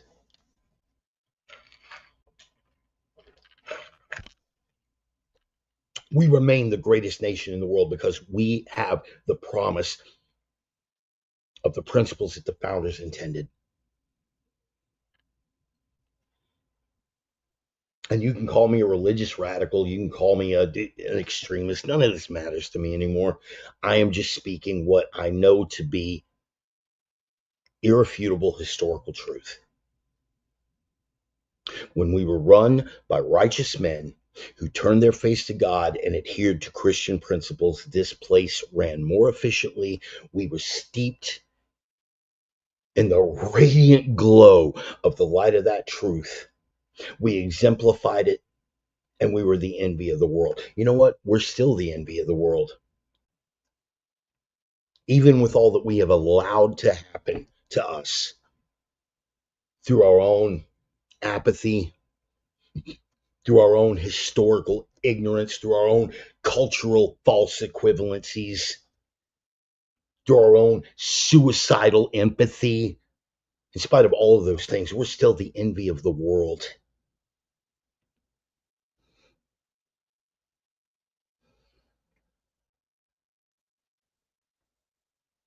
because of the promise. Why do you stand so hard on your faith? Because faith is all we have at this juncture. If we are to look at actual indicators, I understand why people get black pilled. Economically, there's no pulling out of this. Culturally, there's no pulling out of this. Racially, there's no pulling out of this.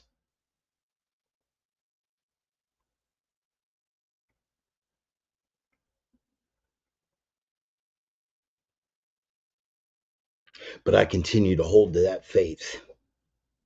Why? Because 56 men 250 years ago put their names on a document. 56 great men representing thousands of other great men stood and pledged their lives, their fortunes, and their sacred honor. They put it on everything. They put their everything. You understand that? 250 years ago, 56 men pledged their lives, their fortunes, and their sacred honor, everything that they had, by signing their names to a document that guaranteed was going to be the end of them. Their signature on that document guaranteed that they were going to be hung by any measurable metric. By signing their name to that document, they knew that they were going to be killed. They knew that their homes were going to be burned. They knew that their families could be tortured and killed. They knew that they were standing in the face of the greatest military power on the face of the earth. They knew that they were standing in the face of the empire that controlled everything. They were standing in their face and flipping them off by signing their names to a document, even though they didn't have a hope in hell of winning. And yet, through divine providence, as George Washington said, through divine providence, they overcame those odds. They won because they believed they could. And the only thing that they had to stand on in that moment was their faith.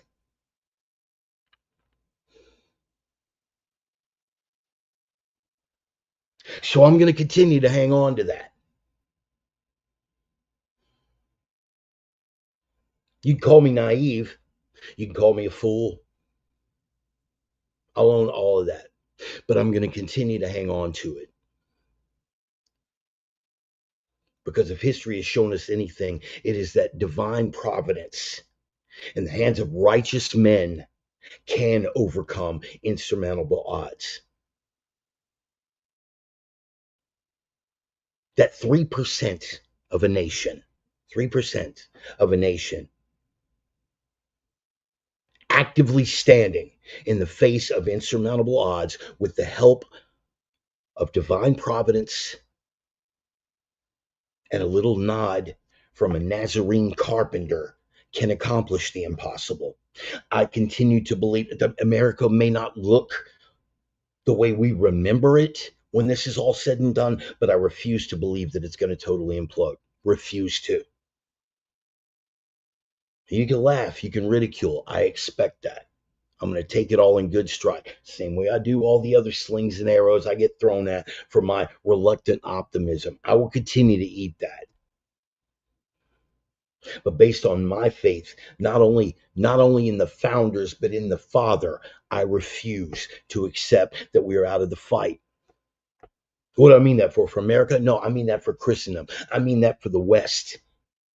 I mean that for white European blood. I mean that for the UK, the citizens of the United Kingdom that seem like they're under insurmountable odds.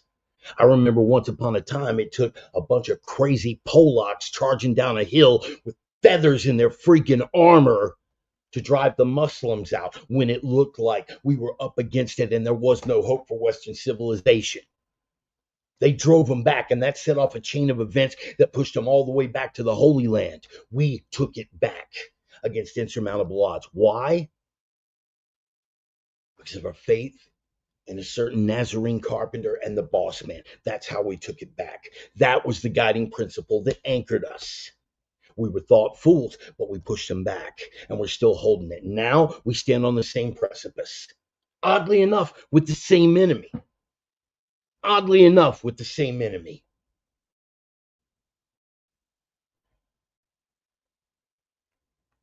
But I refuse to give up hope. I continue to believe that the people of the UK will push this godless Luciferian menace out of their land. I continue to believe that the people of Europe will realize the bond that they have in their blood and their faith, and they will drive these godless Luciferian Muhammad's minions back to the festering sores that spawn them. I continue to believe it against all odds. Why? Because history tells me that it's been done. History tells me that it's been done. Not just in Europe, but right here on the 250th anniversary of us doing it for ourselves, of us standing in the face of a tyrant, of us standing in the face of insurmountable odds and a military machine that it was thought no one in the world could defeat, let alone a bunch of backwoods hillbillies with a few muskets and some privately owned artillery pieces. And we stood in the face, 56 of the best and brightest among us stood in the face of that, signed their name to a document. John Hancock signing it extra big because he said he wanted King George to be able to read it without even needing his spectacles. They put their name to a document, and on that document and the things that were contained therein, they pledged their lives, their fortunes, and their sacred honor, knowing full well that in all likelihood they were going to be killed for it.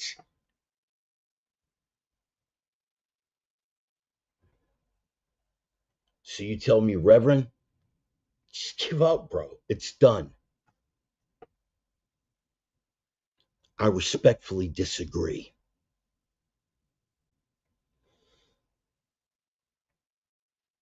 I respectfully disagree. Because a carpenter from Nazareth was scourged, tortured, and murdered by, oddly enough, some folks that certain Americans seem to think are our greatest ally, but his blood bought our redemption as Christians, and the strength that we took from the faith in the words of this book were what guided us through every difficulty that's faced us before. It was their faith in God that steered the American founders to risk it all, put it all on the line, their lives, their fortunes, and their sacred honor. It was their faith in God that allowed the Europeans to push the Muslim menace back to their own lands. It was the spiritual anchor of faith in God that allowed us to overcome what could not be overcome.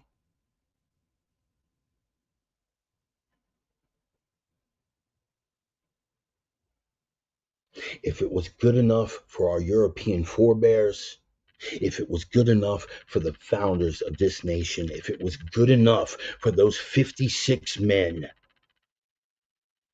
who put their names to that document, then it's good enough for me.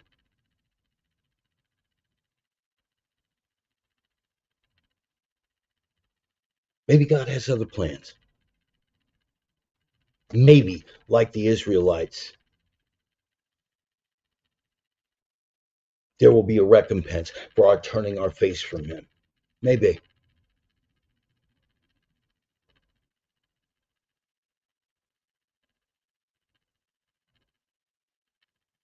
But in my faith, in my walk, I believe that he'll let us face what we brought on ourselves, but he will not abandon us.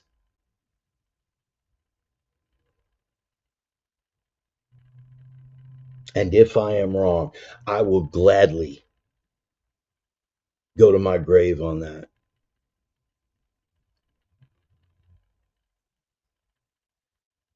But I will not roll over and play dead. I will not roll over and play dead because 56 men gave everything they had to found this nation. I refuse to black pill. I refuse to abandon hope because 56 men gave everything they had to found a nation.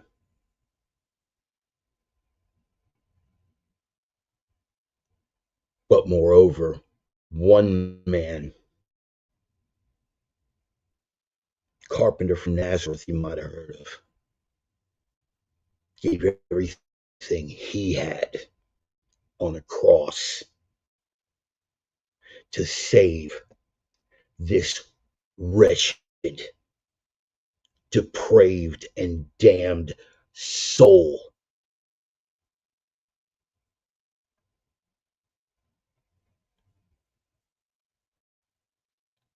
And as long as I believe that one is the highest earthly representation of the principles of the other,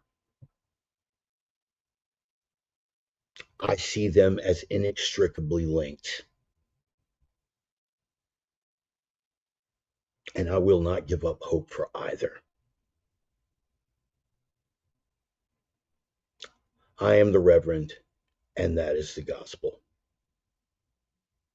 I'm going to close with a prayer.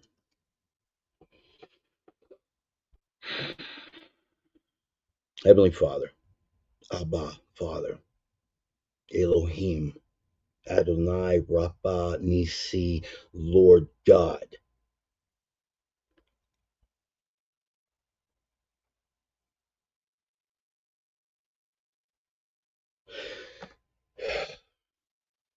I pray for my people. I pray for all those damaged souls that are in need of it.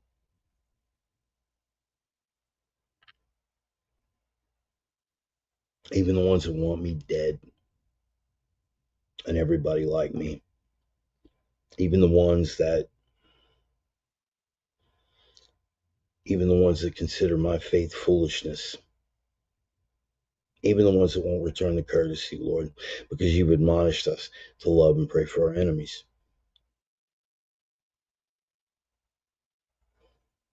It's a tough one, Lord. Well above my pay grade. But you made the call. So I will offer up a prayer for them. I hope that they come to the light of your truth. But I'm going to pray for those that consider themselves faithful that for whatever reason can't get over that hump to maintain their faith when it comes to their ultimate outcome, regard to all this and where all of this is concerned. I pray for those people that are out there struggling, that see the promise but don't see the delivery.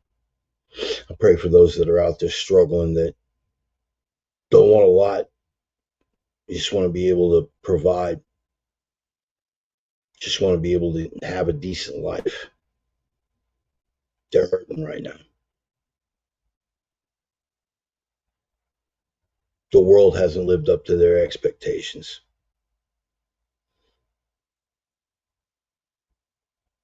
Here's the part, Lord, we aren't owed anything. Everything that we have is a blessing. I want for nothing, Lord. I want for nothing. I'm humbled by the fact that I still have breath in my lungs. I'm humbled by the fact that, in spite of all of the things that I've done, you still saw fit to bless me with the things that I have. I'm eternally grateful for your mercy above all, for every bad thing that I would have to say about anyone else. For a lot of them, I'm guilty of that and worse. And yet your grace and mercy provides forgiveness, so how could I do otherwise? It's a tough walk, Lord. It's a tough balance. All the people who are out there hurting, all the people who are out there doubting, I pray that they find confidence. And if I ask anything from you, Lord, it's just to toss us a bone every now and then so some of these folks don't lose hope. I'm willing to lay it all down and put my belief in you, Lord. I'm willing to die for that. And there are a lot of us out here that are. A lot of us, we're going to be asked to sooner than later. In the meantime, keep our eyes focused on your grace, on your mercy, on the promise that you have for us. Help us to stay strong in the faith, Lord. Help us to realize that we're only out of the fight when we either decide we're out of the fight or when everything goes dark and quiet. Like a crazy Russian used to tell me, you got nothing to worry about until it goes dark and quiet. And once it goes dark and quiet, you have nothing left to worry about. I think we could all stand to live by that maxim in days like we're living in now, where nothing is certain. So rather than get stressed, rather than get angry, I'm just going to be grateful for the blessings that I have, and the rest of it I'm going to lay at the foot of the cross, Lord. I'll lay at the foot of the cross.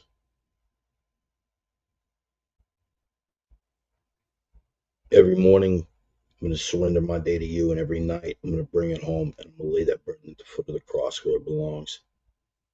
I will take up my cross and follow you, Lord. I will take up the cross of the duty and the calling that you put upon me. I will not carry the burdens of the world. I will not carry that anger. I will not carry that hate. I will not carry it. I will not carry it. That's somebody else's bag of bricks. Help me to never lose sight of that fact. Keep us squared away, Lord. Know that we stand ready to serve the kingdom in whatever capacity you call on us. Send me into that valley of dry bones and let me raise you up an army, Lord. My voice, my heart, and my hands are at your service. In Jesus' mighty name, amen and amen and amen.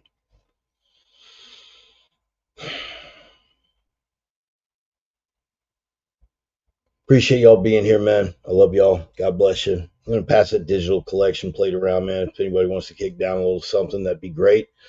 It's cool. I'm on Cash App. I'm on PayPal. I'm on Venmo. I'm on all that good stuff. Facebook Pay, all that good business.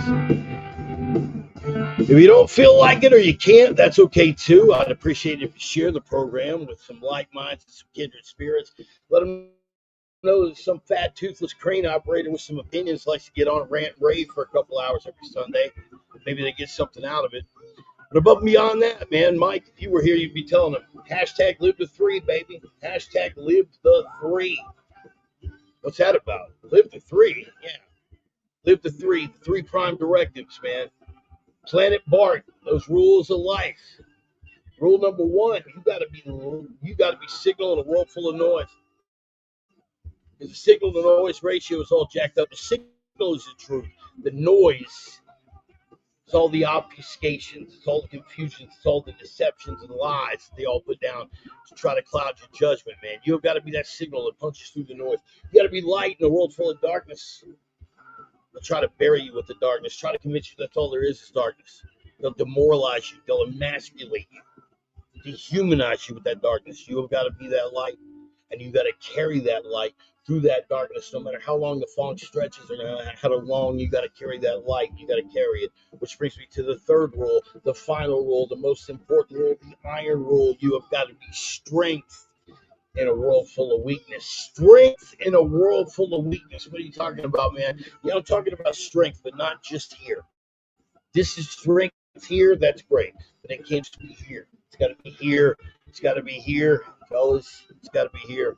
You got to find your spine. You got to let your balls drop, man.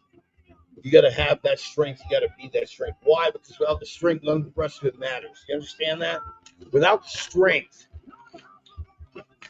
you're not going to have the punch to get that signal through the noise. Without strength, you're not going to have the tenacity or the endurance to carry that light through a long-lasting darkness. So strength above all. And when you hit your knees to pray, and you better, you hit your knees to pray, you pray for that strength, people. Pray for it. But beyond strength, you pray for clarity and discernment. Why? Because no matter how strong you are, no matter how focused you are on the prime directives, the devil is always out there. The father of lies and all of his Luciferian minions here walking the face of the earth are always out there looking to trip you up. So you pray for that clarity and you pray for that discernment so you don't get tripped up. I'm telling you, people, you put your face in some scripture and you put your ass under some iron, your life is going to be a better place. I promise you. Nothing's going to be perfect. It's not going to be easy, but it'll be a better place. Face in some scripture, ass under some iron. Remember that the boss man's got the plan and the carpenter's got your back. Stay focused on the light of his truth. Do not let anything take that courage away from you. God bless you all. Thanks for being here. Take care of yourselves. Take care of each other. Peace. We'll see you next Sunday.